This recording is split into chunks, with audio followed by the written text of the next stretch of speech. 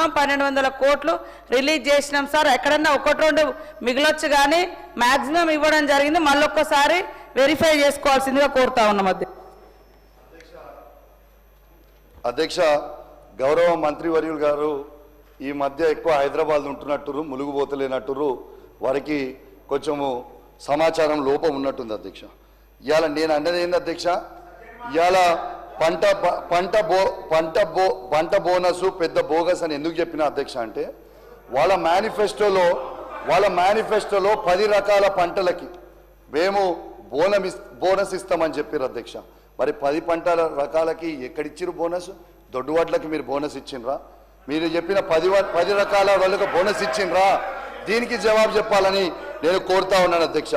చివరకు సన్నలకు మాత్రమే పరిమితమై చేసి సనాయ నొక్కులు నొక్కిరు తప్పితే అది కూడా పూర్తిగా ఇవ్వలేదు. నా హుజురాబాద్ నియోజకవర్గంలోనే ఎగ్జాంపుల్ చెప్తా ఉన్నాను అధ్యక్ష. ఇంకా పెండింగ్ బోనస్ రాక రైతులు చాలా ఇబ్బంది పడతా ఉన్నారు. దయచేసి ఇది రాజకీయ విమర్శ కానే కాదు, నాకు కింద రైతులు చెప్పింది మాత్రమే. వాళ్ళ గొంతుకగా నేను అసెంబ్లీలో మీకు చెప్తున్నా తప్పితే ఎవరిని విమర్శించడానికి కాదు, ప్రభుత్వాన్ని అసలే విమర్శించడానికి కాదు. నేను కేవలం ఏమైనా ఉంటే గిట్లా మీరు సరి చేసుకోండి అని మీ మంచికే చెప్తున్నా తప్పితే నేను మిమ్మల్ని విమర్శించడానికి కానే కాదు అని చెప్పి సందర్భంగా తెలియజేస్తా ఉన్నాను అధ్యక్ష. ఈ ఇంద్రమ్మ ఆత్మీయ భరోసా కింద రైతు కూలీలకి 12,000 చెల్లిస్తామన్నారు అధ్యక్ష. బారాణ మందికి ఎగనామం పెట్టి చివరకు చారాణ మందికి కూడా ఇవ్వడం లేదు అధ్యక్ష. ఇది వాస్తవం గ్రౌండ్గా. ఇలా వ్యవసాయ కూలీలకు భరోసా ఇస్తామని కానీ బడ్జెట్లో ప్రస్తావన కూడా లేదు అధ్యక్ష. పంట బీమా అన్నారు, 15 నెలలు పంట బీమాలో లేక రైతన్నలకు ధీమా కరువైందని చెప్పక తప్పదు అధ్యక్ష. మొత్తంగా రైతన్నల విషయంలో ముందు దగా, వెనుక దగా, కుడి దగా, ఎడమ దగా అన్నట్టు కాంగ్రెస్ తీరు. రైతులందరికీ రుణమాఫీ బోగస్, అన్ని పంటలకు బోనస్ బోగస్, పంటల బీమా బోగస్, రైతుల భరోసా ఎకరానికి ఏటా 15,000 బోగస్. అడుగడుగున మోసం చేసిన కాంగ్రెస్ రైతు వ్యతిరేక ప్రభుత్వం అనిపించుకుంటా ఉన్నారు అధ్యక్ష. ఎన్నికల ముందు అరిచేతిలో వైకుంఠం చూయించి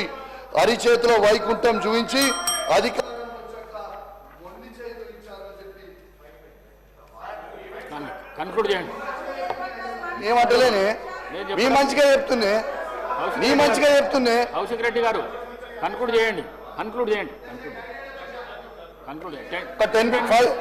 సార్ 3 ఉన్నాయి సార్, 10 minutes సార్, 10-15 minutes చేయండి సార్ ప్లీజ్. 3 ఉన్నాయి, కంక్లూడ్ చేస్తా సార్, మీకు మొత్తం చెప్పి చేస్తా సార్ ప్లీజ్.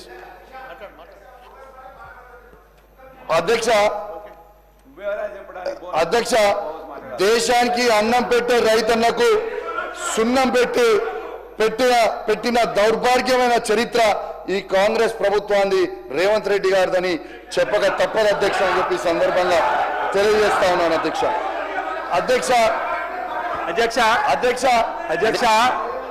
మాట్లాడితే ఎవరు మాట్లాడినా మా ముఖ్యమంత్రి గారి పైన ఆడిపోసుకోవడం తప్ప, మా ముఖ్యమంత్రి గారి పైన ఈర్ష్య ద్వేషభావంతో మాట్లాడడం తప్ప మరొకటి కాదు అధ్యక్ష.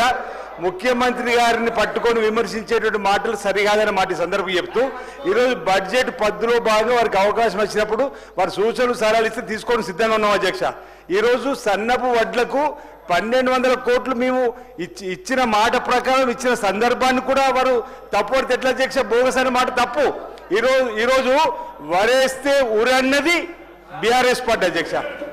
వరేస్తే ఊరన్నది బీఆర్ఎస్ పార్టీ. వ్యవసాయం దండగా అన్నటువంటి అప్పుడు తెలుగుదేశం పార్టీతో కలిసి ఉన్నటువంటి వాళ్ళ అధ్యక్ష. ఈరోజు వ్యవసాయం పండుగ అనేది కాంగ్రెస్ పార్టీ. ఈరోజు రైతులకు మేలైనటువంటి కార్యక్రమాలు ఆనాడు జయజ్ఞంతో పాటు ఈరోజు కూడా అనేక ప్రాజెక్టులు తక్కువ ఖర్చుతో ఎక్కువ ఆయకట్టుకు వచ్చేటువంటి ప్రాజెక్టులు కూడా మొదలెట్టి ముందుకు పోతున్నాం అధ్యక్ష. ధాన్యం కొనుగోలు కేంద్రాలు ప్రారంభం చేసింది కూడా కాంగ్రెస్ పార్టీ అధ్యక్ష. 20,600 పైచిలుకు కోట్లు రైతు రుణమాఫీ చేసినాం అధ్యక్ష. 25 లక్షల పైన 20 లక్షల పై కుటుంబాలకు చేసినాం. ఆ రోజు వాళ్ళు పావులా వ్యవసాయాన్ని పూర్తిగా నిర్వీర్యం చేశారు, రైతులు పూర్తిగా నిర్వీర్యం చేశారు అధ్యక్ష. ఈరోజు మా గౌరవ ముఖ్యమంత్రి రేవంత్ రెడ్డి గారి నాయకత్వంలో రైతులకు మేలు కార్యక్రమం చేసుకుంటూ పోతుంటాయి. ఈ నెల 31 రైతు భరోసా కూడా వేస్తారు. వారు ఏమంటారంటే రైతు బంధు రావడం లేదంటారు.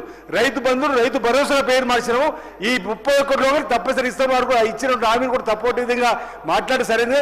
వారి విధానాలు వ్యవసాయ విధానంలో మా బడ్జెట్లో మా బట్టి గారు ప్రవేశపెట్టినటువంటి అంశంలో మాట్లాడుతూ సూచనలు సలహా ఇస్తే బాగుంటుందనేటువంటిది నా యొక్క విజ్ఞప్తి అన్నమాట. సర్వే చెప్తూ మాట్లాడితే ముఖ్యమంత్రి గారిని తీసుకొని రావడము ఇది సరైనది కాదు. బోగస్ అనేటువంటి మాటలు కూడా సరైనది కాదు. బోగస్ అనేది ఆ బీఆర్ఎస్ ప్రభుత్వంలోనే రైతులకు బోగస్ మాట చెప్పి ఈరోజు 10 ఏళ్ళ అధ్యక్ష ఒక విషయం చెప్పి ముగిస్తా. ఆ 10 సంవత్సరాలు వడగాన్ల వల్ల నష్టపోయిన రైతుకు అనాపైసీలు అధ్యక్ష. అంతకుముందు కాంగ్రెస్ ప్రభుత్వం ఇచ్చేవాళ్ళం, మళ్ళీ ఇప్పుడు రేవంత్ రెడ్డి వచ్చిన ఎకరాకు 10,000 ఇస్తున్నాం అధ్యక్ష. ఈరోజు రైతుల కోసం చేసేటువంటి కార్యక్రమం మొదటి సంవత్సరంలో 60,000 పైచిలు కోట్లు రైతుల కోసం ఖర్చు చేసాం అధ్యక్ష. రైతులకు మేలైనటువంటి కార్యక్రమాల కోసం తీసుకున్నాం అధ్యక్ష. ఈరోజు ఈ ప్రభుత్వం అసలు పెటెంట్ హక్కు అని రైతుల పైన ఉందంటే కాంగ్రెస్ ప్రభుత్వానికి ఉందక్క. సీతక్క గారు చెప్పింది కూడా అదే. ఈరోజు సీతక్క గారు కూడా ప్రతినిత్యం క్షేత్రస్థాయిలో ఉన్న వాళ్ళని పట్టుకొని మీరు హైదరాబాద్ ఉంటున్నారని చెప్పండి ఎట్లా అధ్యక్ష? మేము సమావేశాలు ఉన్నప్పుడు హైదరాబాద్ ఉంటాం, ప్రతినిత్యం ప్రజల మధ్యలో ఉంటాం, ప్రజల కష్ట సుఖాలు పాలు పంచుకుంటాం, రైతుల కష్ట సుఖాలు పాలు పంచుకుంటాం. భవిష్యత్తులో కూడా రైతును రాజు చేసే విధంగా రైతు అన్నవాడు వారు పైచేయి ఉండాలి, చేయి చాచి ఉండకూడదని చెప్పండి ఆనాడు కాంగ్రెస్ ప్రభుత్వం రాజశేఖర్ గారు ఈరోజు రేవంత్ రెడ్డి గారు కూడా అదాంట్లో భవిష్యత్తులో రైతులు రాజు చేయడంలో ఈ ప్రభుత్వం కృత్యనిశ్చయంతో ముందుకు పోతుంది అధ్యక్ష. ఎవరు ఎలాంటి అనుమానాలు పెట్టుకోవాల్సి వస్తుంది. ఈ బడ్జెట్లో కూడా మేలైనటువంటి నిధుల్ని వ్యవసాయ శాఖకు కూడా కేటాయించడం జరిగింది అధ్యక్ష. కౌశిక్ రెడ్డి గారు కన్క్లూడ్ చేయండి. అధ్యక్ష, గౌరవనీయులు పెద్దలు ఆది సీనన్న గారు నా చాలా మంచి మిత్రుడు అధ్యక్ష, చాలా పాత మిత్రుడు అధ్యక్ష. కానీ దాదాపు మా ఇద్దరు సోపతి ఆల్మోస్ట్ ఒక 15 ఏళ్ల నుంచి మా ఇద్దరు చాలా దగ్గర మిత్రులం అధ్యక్ష. తనని నేను చాలా గౌరవిస్తాను అధ్యక్ష. నేను ఎప్పుడన్నా వేములవాడకు పోయినా కూడా నా దర్శనం కూడా తనే అరేంజ్ చేస్తాడు అధ్యక్ష. కానీ నాకు ఆది శ్రీనివాస్ గారు మాట్లాడుతూ ఉంటే చాలా సంతోషం అనిపిస్తూ ఉంది. కానీ సీనన్న, నేను చెప్పేది నా గొంతు కాదు, ఇది కిందల రైతుల గొంతు మాత్రమే నేను చెప్పదలుచుకుంటున్నా. నేను మిమ్మల్ని విమర్శిస్తలేను, నేను మీకు ఏం చెప్తలేను, నేను కేవలం మీకు సూచన మాత్రమే ఇస్తా ఉన్నాను.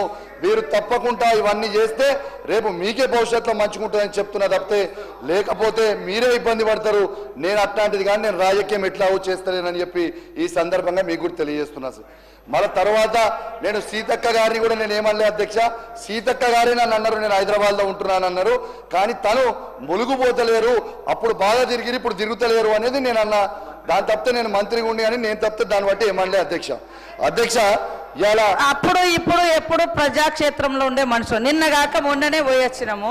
కాకపోతే అసెంబ్లీ నడుస్తుంది కాబట్టి ఒక మినిస్టర్గా నేను కూడా ప్రిపేర్ కావాల్సినటువంటి అవసరం ఉంది కాబట్టి ఈ టైంలోనే ఇక్కడ ఉంటాం. కాబట్టి నన్ను తిరుగుతలేదంటే మరి నువ్వెంత తిరిగినావు నేనెంత తిరిగినావు ఒకసారి మీ ఏరియాకు నేను వస్తావు, మా ఏరియాకు నువ్వు కూడా రా. ఎన్ని ఊర్లు నేను తిరిగినా నువ్వెన్ని ఊర్లు చూస్తావు.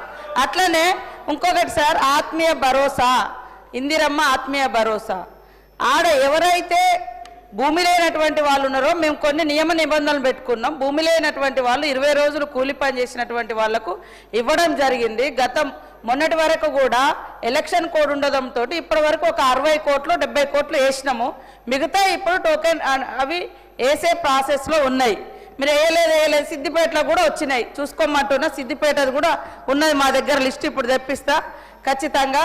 కాబట్టి మీ హయాంలో 500 కోట్ల ఆసాంలకు రైతు బంద్ వేసారు, గుట్టలకేసారు, పుట్టలకేసారు. పేదోళ్ళ గురించి ఒక్క రోజున ఆలోచించి, పేదోళ్ళ గురించి ఒక్క రోజున ఆలోచించిరా? అరే పేదోళ్ళు ఎట్లా బతుకుతున్నారు, మరి వాళ్ళకు కూడా ఏమన్నా ఇద్దామని మేము ఉచితంగా 200 యూనిట్ల కరెంటు కూడా పేదోళ్ళ గుడిసెలలో ఉండేటోళ్ళకి కరెంటు కూడా ఇస్తున్నాం. 500 భారం తగ్గించి 500కే దేశంలో ఎవరు ఇయ్యని విధంగా గ్యాస్ ఇస్తున్నాము. పేద బిడ్డలకే ఎర్ర బస్సులు ఫ్రీగా చేయడం జరిగింది. మరి దాన్ని మీరు ఓర్చుకోలేరు. పైనుంచి మీరు తిరగట్లేదు. మీరు నీకు నాకు నీ లైఫ్ స్టైల్కు నా లైఫ్ స్టైల్కు చాలా తేడా తమ్ముడు. కాబట్టి వాస్తవాలు తెలుసుకొని మాట్లాడాలని కోరుతాను.